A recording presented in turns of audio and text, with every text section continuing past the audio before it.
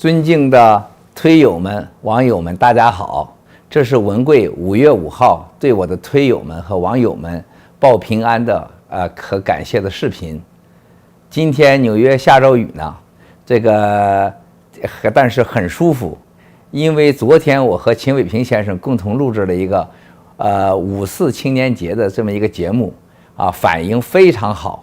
我也收到了很多推友们和网友们给我留的私信和各种的希望我回答的问题，因为太多了，我没办法一一回答。我在这里呢，就具体的1、2个问题或2、3个问题给你们回答。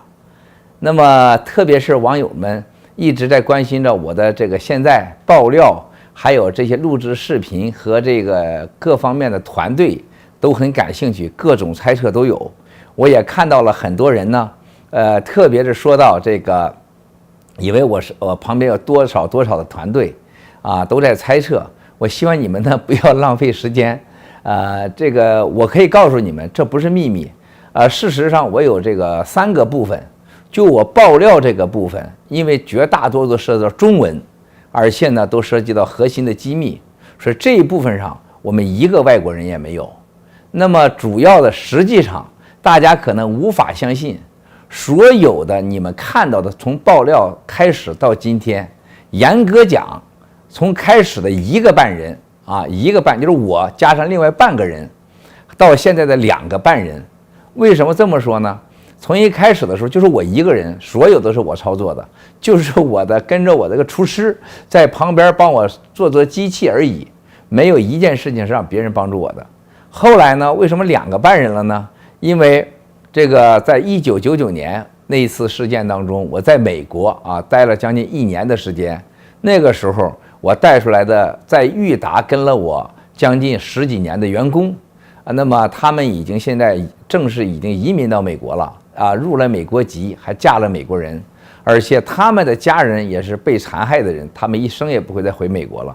那么这2个人呢，是一直在美国，也等于是我的员工，帮我办事了。但是我已经也3年多没见他们了，但是所有的事情都是通过我们的联络方式和给他下达工作，所以你们看到了很多文字工作、语音整理都是他做的。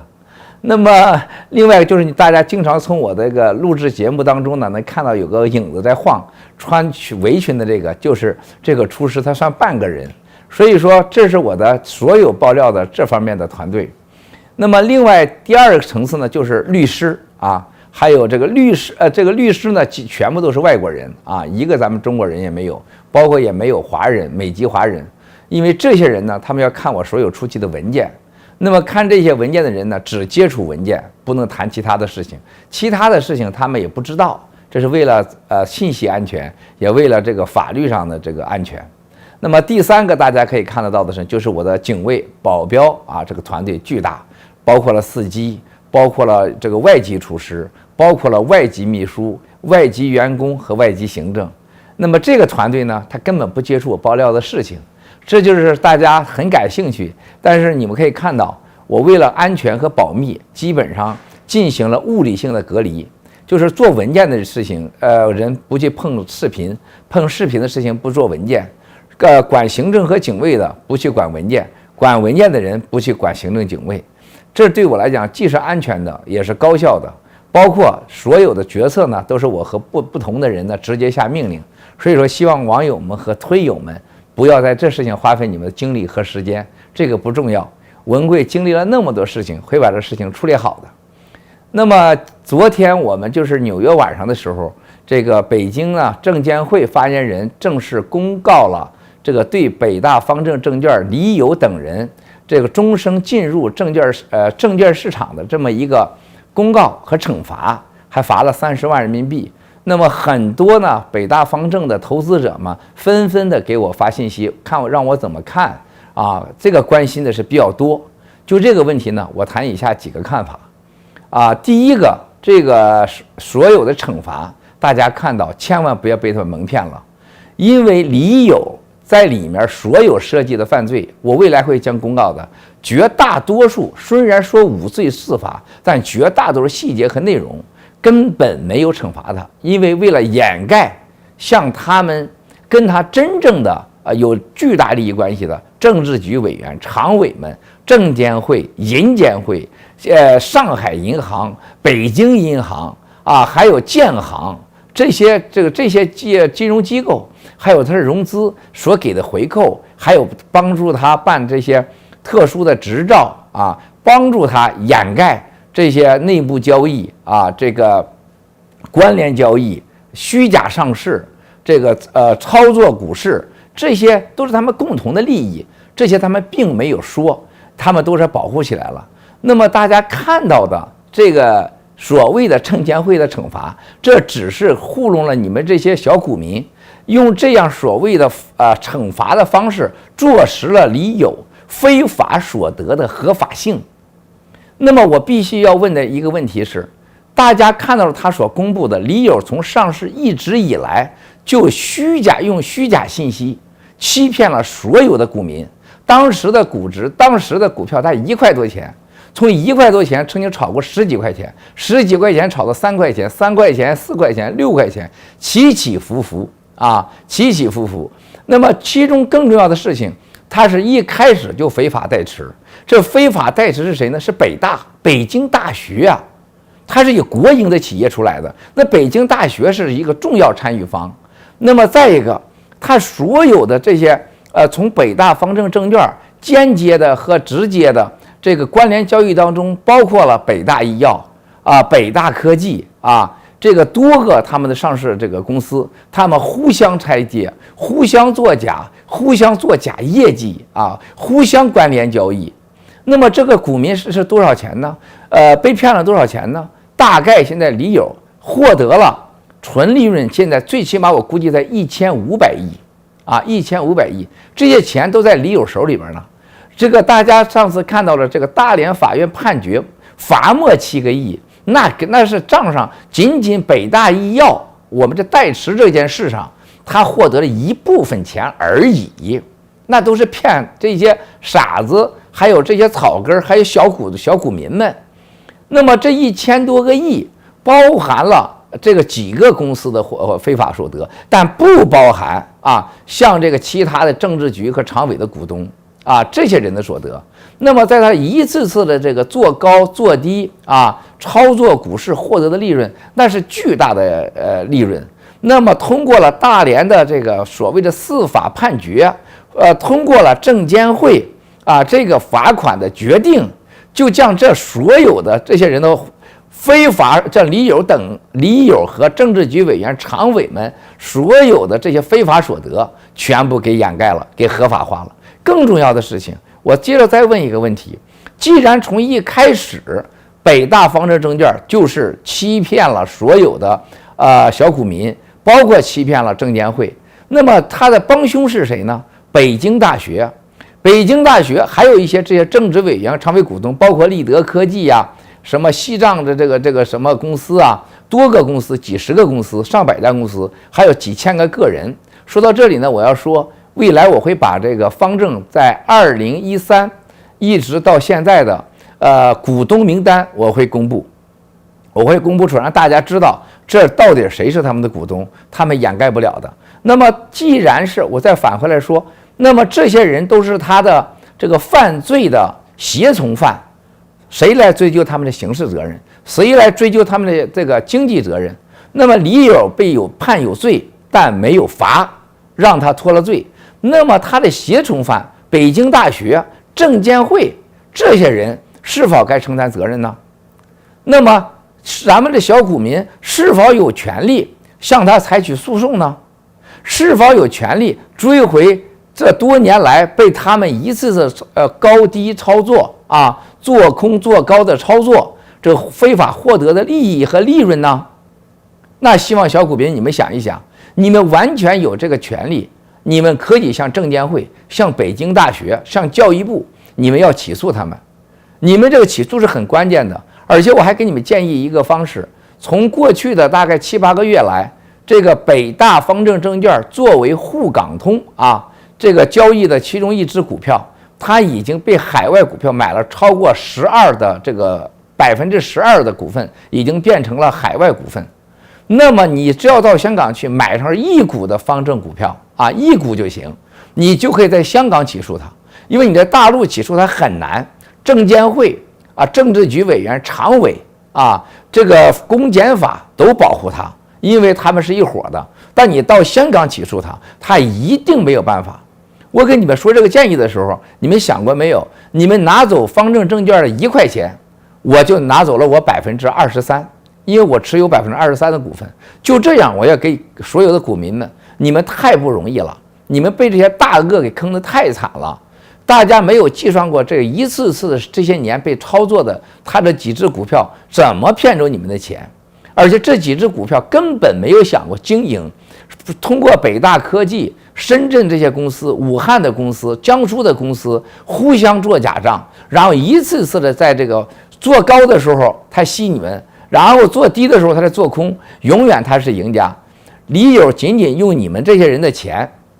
在东莞的他的博雅酒店里面有几个房间都是买的那些翠，据说这些翠都达几十个亿啊，现在还在那儿呢。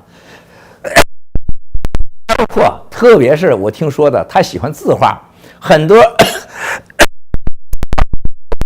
东莞的那个房间里放着呢，而且这个几十亿的现金在那里，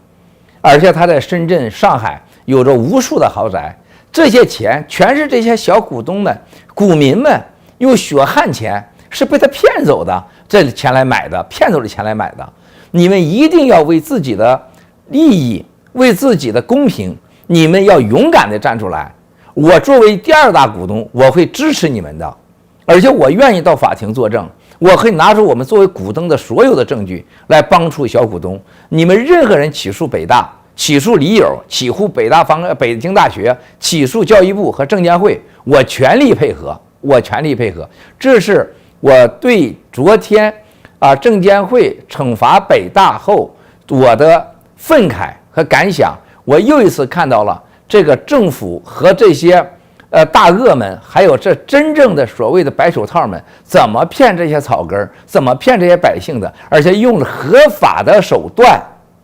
掩盖了巨大的犯罪的事实。他不仅是盗国贼这些人，而且是盗民贼，盗取民间的财富的贼。所以我一定尽全力来维护你们的利益。我愿意牺牲我23%的利益，你们拿走任何1块钱，我就失去了23%。但我愿意和你们站在一起。如果你们有任何需要和你们的律师，请跟文贵联系。这是有关北大方正的事情，我在给你们这个回复。那么我要谈到的另外一个事情，今天早上这个美国政府 FBI 等多个部门，包括我律师，就是让我看到了，大家我已经刚才推特发了，就是这些骇客害进了文贵 Twitter 了，这些 IP 网址有在欧洲的，有在美国的，这只是一少部分。从这个7天前害进去7天害进到现在，我们大概是16万左右被害掉。这个大概过去的30天，骇客下去23万以上，这个简直是一个让你哭笑不得的事情。美国人一直想找中国骇客在美国活动的证据，你们这些小孩子们，还有你们这些具体操作者，被这些盗国贼们，还有盗民贼们这个操作者在美国就用这个害进我的 Twitter， 这直接影响着美国人民、美国政府和中国政府之间的关系。这回你留下了证据，你放心。美国人有一样，只要你惹了美国人，美国人是穷追不舍，一定不会放过你们的。好戏刚刚开始这个我真的希望这些五毛们拿那点钱，不要把自己的家人和命搭进去了，你没这个必要赶快收手吧。那么这件事情会非常之严重。今天他们的兴奋让我好像打了鸡血一样，因为他们找到了证据。他们的这个愤怒让我看到了你们的末日希望你们这些拿那5毛钱的人千万不要再冒这险了。包括人在美国，你操作这事情被美国政府抓到了，美国的监狱可真的不是你想象那么简单的。希望你们不要在那里毁掉你们的一生。这是关于害进我 Twitter 电脑的事情。另外一个谈到关于很多朋友呢问在私信定的时间，就有关很多事情呢关于我去看见达赖喇嘛先生啊，见尊者这个发生的具体细节给大家一一解释。特别我在这儿要说的事情，大家很多这个西藏的朋友呢在问我，那3个亿是怎么花的？是不是给了尊者了？我在这儿向大家说，我也有西藏血统啊，我在这儿跟你们说，不是因为有西藏血统我才那么尊重这个尊者的，这个没什么关系啊。我要声明，这个作为我一个有西藏血统的文贵来讲，我向大家保证啊，我没有给尊者1分钱。没有给他1分钱，我是说，在我跟他的接触这些事情当中，我花掉的成本啊，所以说这跟尊者没半点关系，希望大家不要误会，也不要被小人所利用啊，那就麻烦了。一定要相信尊者，他可以100%的信任，为他付出一切都是值得的。那么另外一个呢，我想谈到的就是网友们还有这个为我私信当中很多朋友呢，都在最近给我提供了这样那样的证据，我在此表示感谢。特别是大连专案组其中的一个办案人员，将我的4哥在关押期间的一些情况，包括一些录音，还有短的视频发给我，这个是特别的重要，因为从这些视频和录音当中能看到。我4哥是第2次被抓进去啊，这你给我的信息，因为他第1次是2015年1月进去的，待了1年多，后来放出来，然后又在2016年的12月份的时候，又在我四嫂子的病房将我4哥从郑州带走啊，一直到这个前天出来，我4哥基本上快崩溃了啊，快崩溃了。我6哥呢，虽然有抑郁症，还真的是状态还可以，但我4哥基本上是快完了。这个最后能出来是救了他的一命啊！我感谢你给我的信息，因为我到现在为止还没有给我4哥和6哥通视频，因为他们很难过。从这个他们回来以后啊，我4哥我4嫂和6嫂一直都是拽着他们不敢松手，好像是这个生死相见，不敢相信这是事实，而他们精神状态特别差。这个我也看到您信息以后呢，更加确认了其他方面给我的信息。我4哥这次被带进以后，在大连关在一个楼里面，整个楼这个双规的地点啊，是关押地点，大概有20几名大连的专案组的警察，还有一个厨房做饭的，还有其他服务人员，最起码有50-60人就关押着我4哥一个人啊！说真的是咱们中国政府太有钱了，就关我4哥一个人，就是一个楼几十个人，这待遇太高了。但是啊，你们对我4哥的虐待，对我4哥的这种刑讯逼供，大家也都知道，而且竟然滑稽到什么程度？我4哥跟我半点关系、商业关系都没有。进去以后，就所有的问题就围绕着我4哥曾经买过200多万人民币价值的股票，就这样关了他这么长时间，差点把他命给他毁了。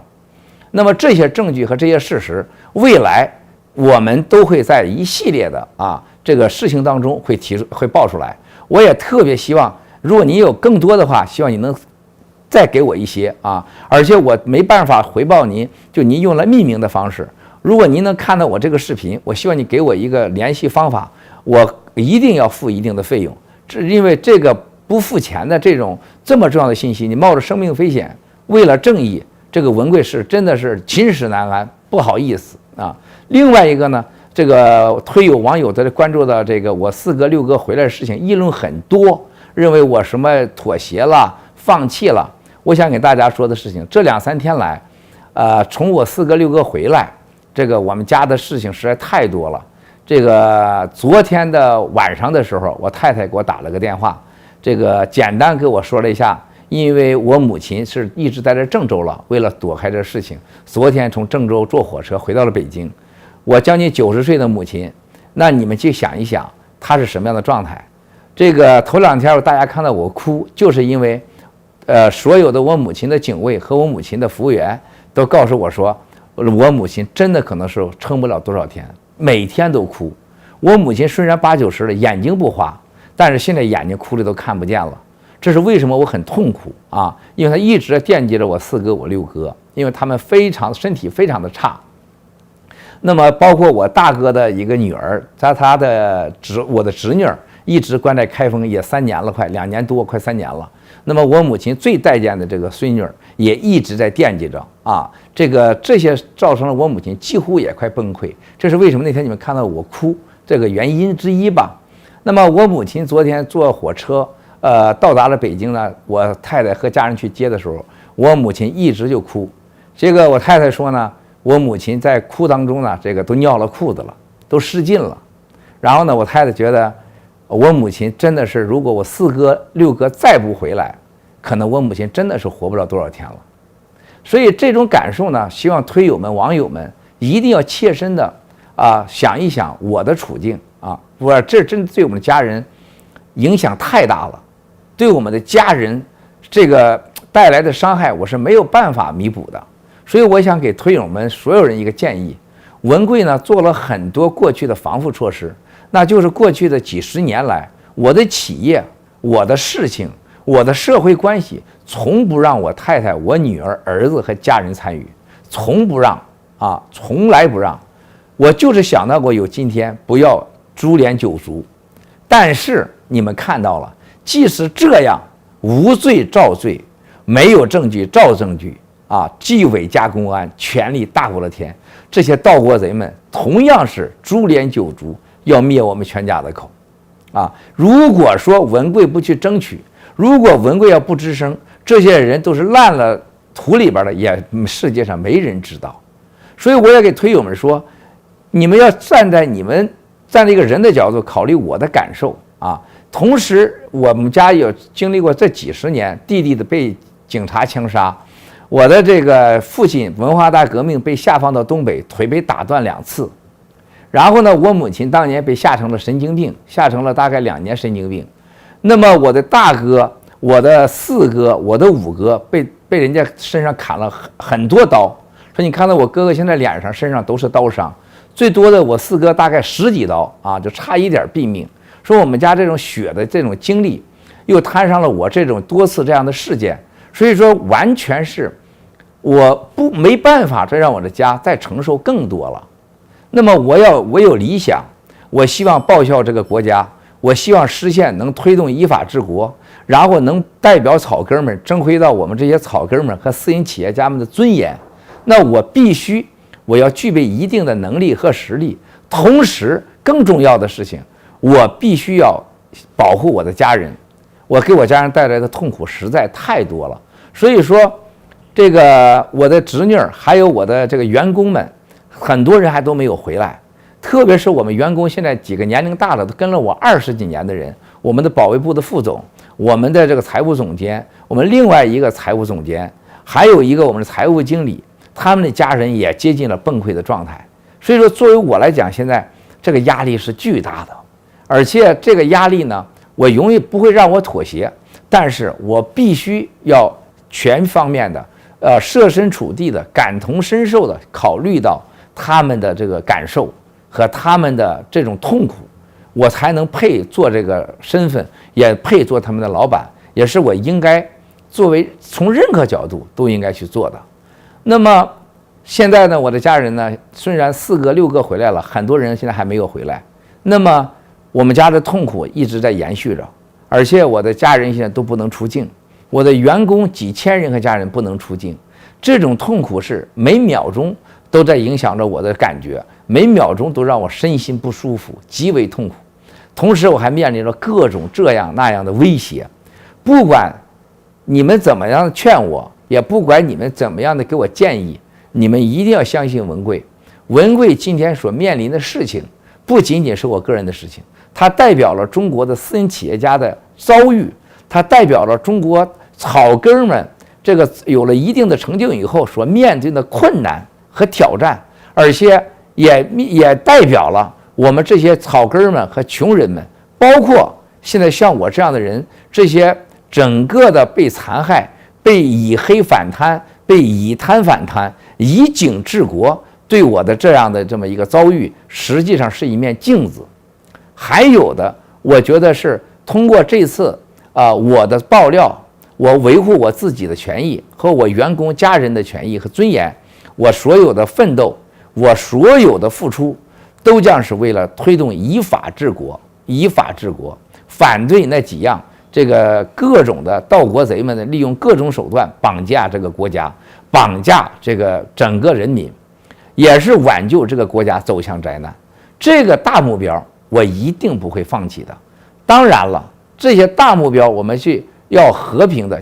尽量的减少对家人和对员工和第三者的伤害的情况下，尽量我们去往前去努力去奋斗。同时呢，这个推友的朋友当中呢，问到了有关一些